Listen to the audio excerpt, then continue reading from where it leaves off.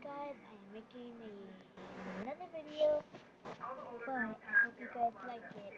So let's get started. Hey guys, it might not be perfect, but we'll give it a try.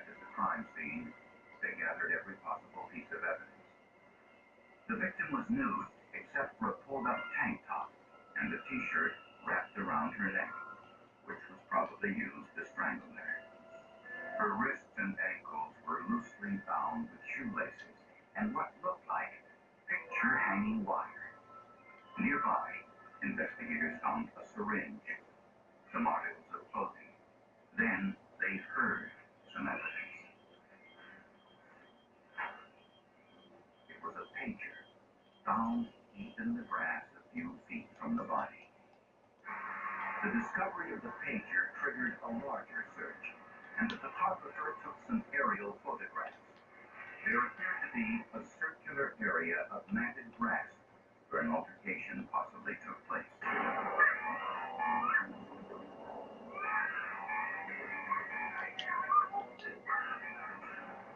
Police took the victim's remains to the medical examiner for identification and autopsy. A fingerprint search identified the victim as 30-year-old Denise Johnson, a single mother of two young children. She was born and raised in an area of Phoenix known as the Projects. She wasn't a bad girl. Some of her friends, I think she got with the wrong friends. I ain't gonna say they made her do these things now. She hung around with people that liked to party, drink, and I don't really know what they were doing. She was out there in the world with people that did drugs, I'm sure, and sometimes I think she touched it too much. Denise made her living on the streets of Phoenix. She had a history of shortchanging truck drivers in various drug deals at local truck stops, which earned her the nickname Twist Mama. Her friends cautioned her that her lifestyle was probably going to find her in a lot of trouble someday, and eventually it did. But who ended Denise Johnson's life? The investigation began with the pager found lying near the body. It belonged to this man, a local trucker named Mark Bogan. He said that on his way home from work the night before, he stopped to make a phone call. That's when he met Denise Johnson for the first time. Hi, how you doing? Hello there. Bogan said she asked for a ride to the interstate. Once inside the truck, she made some sexual advances. They pulled off the road and had consensual sex in the cab of his truck. Afterwards, as he was dropping her off, he said she attempted to steal some of his things off the dashboard. Really? After a brief scuffle, he retrieved his wallet. She got out and left on foot. Bogan said that was the last he saw of her. The next morning, he noticed his pager was missing, assumed he had lost it, and called the pager company to report it missing. During the interrogation of Mark Bogan, investigators noticed scratch marks on the side of his face. If there were scratches on the suspect's face, then you would expect that if those were, in fact, inflicted by fingers or fingernails of the victim, there should be some residue of either the skin cells and or maybe even blood under the fingernails. The autopsy of Denise Johnson revealed no skin or blood under any of her fingernails. The medical examiner found that Denise Johnson's death was caused by asphyxiation due to strangulation. Blood tests showed cocaine in her system. However, there were no signs of any type of sexual activity. There was no semen found, no foreign hair, clothing fibers, or saliva found anywhere on her body. The autopsy told investigators how Denise Johnson died, but provided no clues about her killer. Their one suspect, Mark Bogan, was apparently a dead end.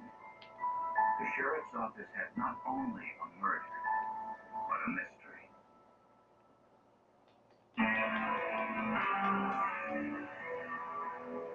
Cable's new show on D-Show has it all. Good morning, Tanya. She's got the big Breaking news from Italy. 2-hour earthquake, and she's doing it all for you. See for yourself. So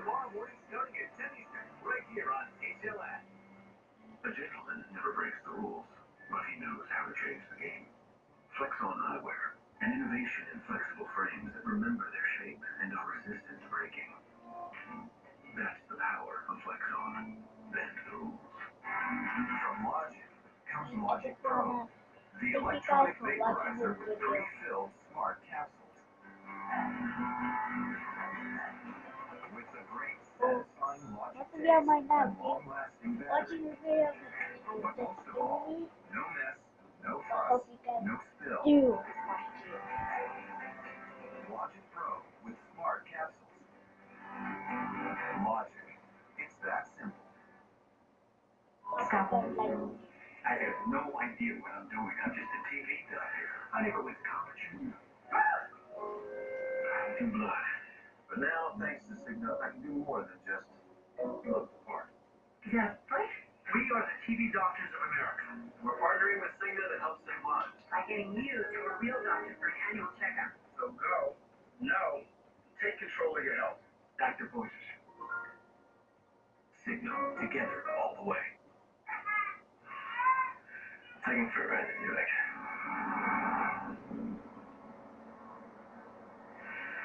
Introducing the refined new SUV that's anything but a snooze to drive. The first ever Buick Envision.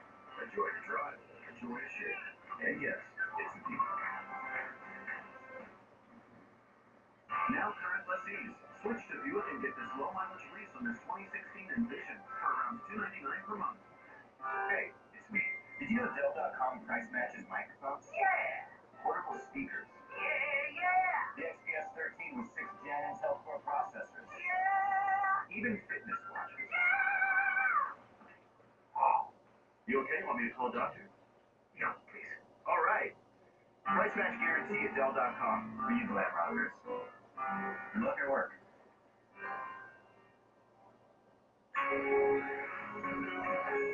Closed captioning brought to you by Midnight, the drug-free way to get the sleep you need.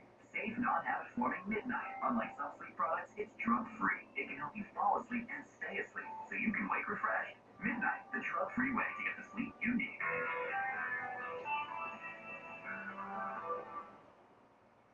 On the day after police discovered Denise Johnson's body, homicide detective Charlie Norton was assigned to the case. I decided that it would help me as the investigator to go out and familiarize myself with the scene where the body was found. Charlie Norton was looking for anything out of place or unusual, anything that might have been overlooked the day before.